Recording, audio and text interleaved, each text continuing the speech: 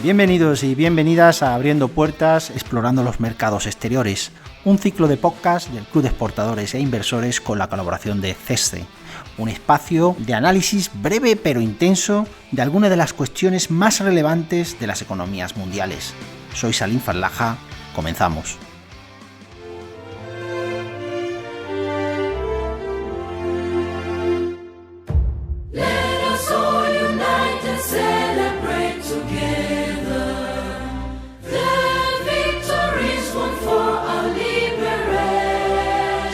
Empezamos un nuevo episodio y lo hacemos mirando al sur. Queremos hablar hoy de África subsahariana, una región del mundo con un gran potencial económico. Y para hablar de África subsahariana tenemos a Lidia Candal, economista senior de CESCE Riesgo País. Bienvenida, Lidia. Hola, Salim. Muchas gracias por la invitación. Es un placer estar aquí. Cuando hablamos de África y en particular de África subsahariana, tradicionalmente se vienen asociando conceptos como países en vías de desarrollo, fragilidad institucional, pobreza, conflicto, etc. Pero podemos percibir un cambio de tendencia en las dos últimas décadas hacia un discurso más positivo, pasando del llamado afropesimismo a un afropositivismo. Desde tu perspectiva, ¿cómo describirías la evolución real de este discurso? ¿Y estamos ya en una nueva narrativa dominante o aún en una fase de transición? Pues la verdad es que el discurso, la narrativa general sobre África subsahariana muchas veces ha sido un poco simplista. Hemos pasado de un pesimismo muy trágico en los 90 a un optimismo muy eufórico en los primeros 10, 15 años del siglo XXI. A un desencanto en la última década, ¿no? En la que los múltiples shocks económicos que ha habido han llevado al estancamiento de algunos indicadores. Y yo creo que hoy en día todo esto ha llevado a que tengamos una visión un poco más realista. Estamos en un momento donde conviven hitos muy positivos como la innovación digital o la inversión en infraestructuras, pero también sigue habiendo desafíos estructurales persistentes como el estancamiento del PIB per cápita o el deterioro democrático en algunas regiones. Y además también nos encontramos en un momento particularmente importante en el que África está ganando mucha importancia, mucha relevancia en el tablero global.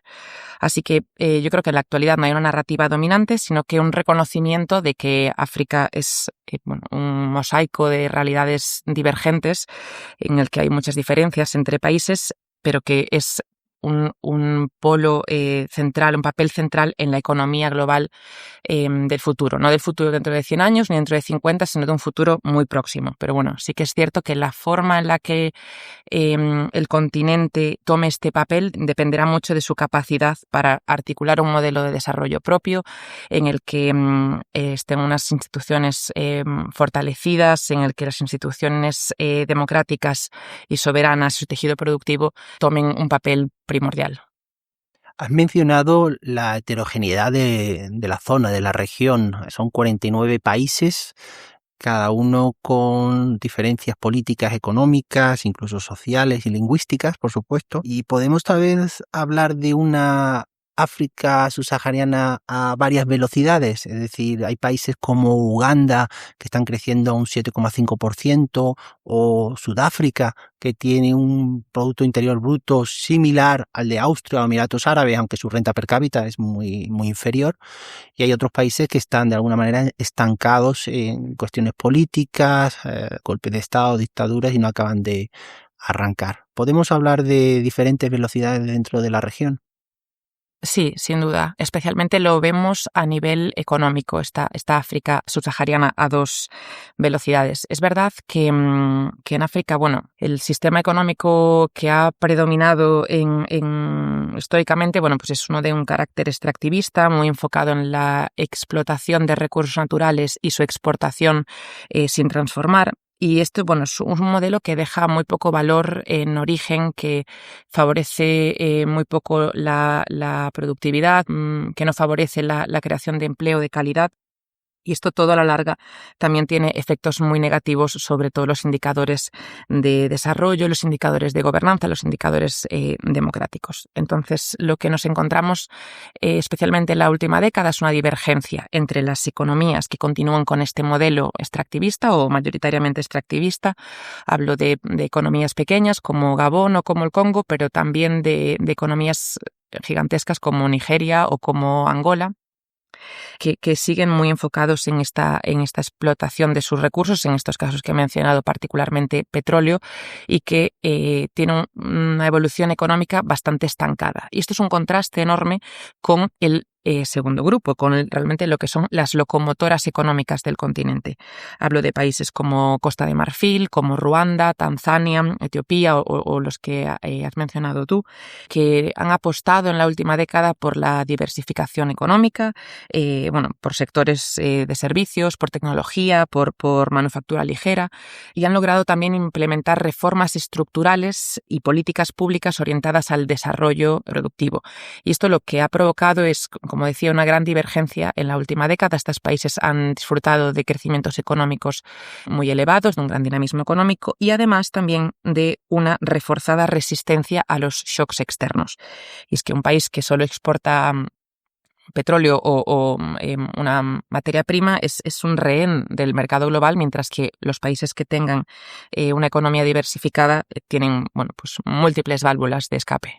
Hablemos ahora de un elemento que está transformando de alguna manera en la región, que es la energía, sobre todo la energía renovable. África subsahariana se caracteriza por tener tasas de electrificación muy bajas respecto a otras regiones del mundo. Las zonas urbanas en torno a un 70%, las zonas rurales en torno a un 30%, pero se están haciendo planes de inversión tanto públicos como privados y apoyo de banca multilateral en energía renovable, tanto en la generación, distribución y transmisión de electricidad con países como Kenia, Senegal, Gabón, Ghana. ¿Hasta qué punto la nueva infraestructura energética puede transformar la competitividad regional y qué riesgos regulatorios y financieros siguen condicionando ese potencial? Sí, lo cierto es que esta transición energética, este impulso por el cierre de la brecha energética, que en el continente está siendo particularmente impulsada por la caída de costes de la energía solar, representa una oportunidad histórica para el desarrollo económico del continente africano, de África subsahariana.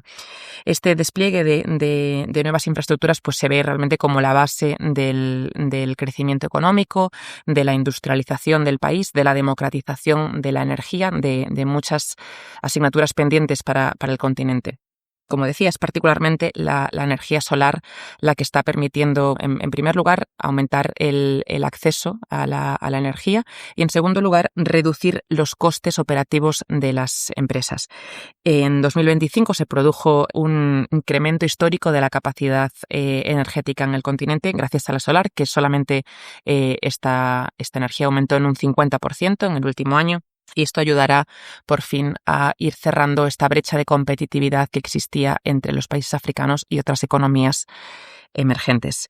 Y es que, se estima que esta carencia de energía fiable resta entre el 2 y el 4% del PIB a los países africanos. Entonces, pues todo lo que sea avanzar hacia cerrar este diferencial es una noticia positiva.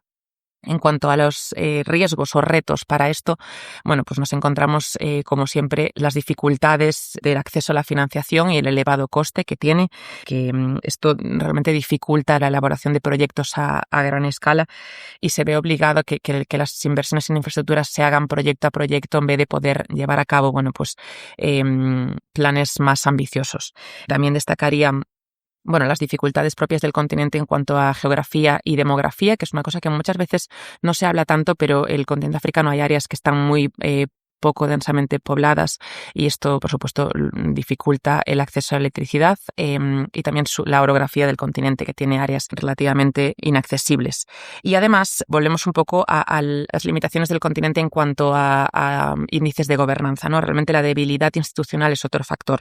La falta de transparencia o la fragilidad que tienen algunos marcos regulatorios nacionales, pues siguen siendo factores que aumentan la percepción de riesgo, entonces dificultan la entrada especialmente de capital extranjero. Siguiendo con el tema de la infraestructura que comentabas y vinculándolo un poco también al a los juegos de poder, del valor estratégico y diplomático que tiene la región con actores como Estados Unidos, China y en menor medida tal vez la Unión Europea, y a esa brecha de infraestructura que es necesaria en el continente. Ejemplos como el llamado corredor de Lobito, que une Angola, Zambia y República Democrática del Congo, y en la misma zona, pero al otro lado, las infraestructuras que se están desarrollando en Tanzania. ¿Qué significado geoestratégico tienen todas estas iniciativas de infraestructura para la posición internacional de África respecto a actores como Estados Unidos, Europa y China? Y lo cierto es que proyectos como el que menciona realmente son pasos muy positivos que favorecen realmente la agencia de los países africanos, la capacidad de negociación que tienen los países africanos individualmente, pero también como región en el sistema internacional. El corredor de Lobito, que como decías, conecta todo el cinturón del cobre, que no solamente tiene cobre, que es un área rica en muchísimos minerales. Si bien ha tenido algunas críticas, ¿no?, por representar, para algunos una repetición de un patrón extractivista, realmente lo vemos como algo muy positivo en tanto en cuanto supone abrir una nueva ruta de estos países hacia el Atlántico. Y estos países con ello ganan poder de negociación, porque ya no solamente dependen de la ruta existente que había, la vía de Tazara que conecta esta región con Tanzania, sino que sirve para abrir estos países a nuevos mercados. Y lo valoramos de forma muy positiva. Y me gustaría volver a hacer énfasis de nuevo en que si bien el corredor de Lobito es una herramienta interna, la zona de libre comercio continental africana nos sirve también, es un ejemplo de cómo el comercio intraafricano también es una apuesta a futuro. Y toda esta conexión externa y el fortalecimiento interno realmente son herramientas importantísimas para que el continente pueda hacerse valer dentro de esta lucha de poderes que vemos con las grandes potencias y cómo están intentando, pues cada vez tener más comercio, más relación económica con el continente africano, con la región subsahariana en particular. Y es que lo que vemos que esta competencia entre potencias, bien Estados Unidos, Francia con China y con Rusia, pero también otras potencias medias como Emiratos Árabes Unidos o como Turquía, es que esto otorga a las capitales africanas un poder de negociación renovado y utilizan los países africanos este creciente interés, pues como un arma para poder negociar con distintos socios a la vez y para poder, obtener el mayor beneficio posible de sus valores y de sus recursos naturales. Y los proyectos de infraestructura, tanto de transporte como de energía, es una herramienta base para poder hacer todo esto. Para concluir, Lidia, si te preguntáramos por 3 países que consideraras prioritarios hoy para las empresas españolas para exportar e invertir, si excluimos de esa lista Sudáfrica porque es el mercado donde más exposición tienen las empresas españolas en este momento, ¿qué 3 mercados señalarías de interés? El primero que voy a decir creo que no le va a sorprender a mucha gente, que es Costa de Marfil. Costa de Marfil es la economía más dinámica de África Occidental francófona. Lo cierto es que tiene una estabilidad política inimaginable hace 15 años y un crecimiento del PIB que en la última década ha estado una media anual superior al 7%. Esto es una cifra extraordinaria y que además tiene unas perspectivas en el corto y medio plazo muy positivas. Además, Costa de Marfil es parte de la UEMOA, es decir, que tiene como divisa el franco CFA, lo que aminora realmente todo el riesgo de transferencia y además los indicadores de gobernanza son mucho mejores que la media regional. Entonces esto yo creo que da mucha seguridad a las empresas españolas para acceder a este mercado que, como digo, está creciendo a gran velocidad y esto ofrece muchas posibilidades, tanto en agribusiness como en todo el procesamiento de cacao, que es el primer productor mundial, o café. Está desarrollando muchísimo sus infraestructuras. Hay una gran campaña de inversiones gubernamentales, tanto urbanas en Abiyán como energéticas y de transporte a lo largo del país. Y además también está desarrollando su sector de los hidrocarburos después del descubrimiento hace unos años, pero además ha habido otro recientemente, de yacimientos gasísticos offshore. El segundo país que me gustaría destacar quizás sorprenda un poco más y es Mauritania. Mauritania es una economía que realmente, está un poco olvidada. Es cierto que es una economía pequeña y tuvo unos años muy convulsos a principios del siglo XXI, pero en los últimos 10-15 años realmente se ha conseguido establecer como un país con una política estable y con una economía que crece a ritmos muy buenos, también con una perspectiva a futuro muy positiva, con una deuda pública y externa muy moderada, que también esto da mucha seguridad a futuro. Y también a medio plazo se espera el desarrollo del sector de los hidrocarburos. También es un país en el que se han encontrado yacimientos gasísticos offshore. Pero además me gustaría destacar que es el epicentro de la estrategia europea Global Gateway para el hidrógeno verde. Es un país muy interesante para todas las empresas relacionadas con el desarrollo de infraestructuras energéticas. También me gustaría puntualizar la agricultura, que es un sector muy poco desarrollado en este país y que recibiría a las empresas españolas tan especialistas en este sector. Hablo de todo lo que es procesamiento de alimentos, cámaras frigoríficas, todo el sector post cosecha. Y además, España tiene una posición realmente de socio preferente para Mauritania. Y en tercer lugar, me gustaría destacar Tanzania, también por cambiar un poco de zona. Es un país una economía que está creciendo a muy buen ritmo y que realmente supone, pues la entrada natural para todas las empresas extranjeras a toda la región. Es el puerto de salida natural para 6 países africanos sin salida al mar, entre ellos Ruanda o Uganda. Por lo tanto, nos parece, pues un país a explorar. Y además también es un país que está desarrollando mucho su industria del turismo. Es un sector que en España, por supuesto, somos punteros, por lo cual, pues es otra de las opciones.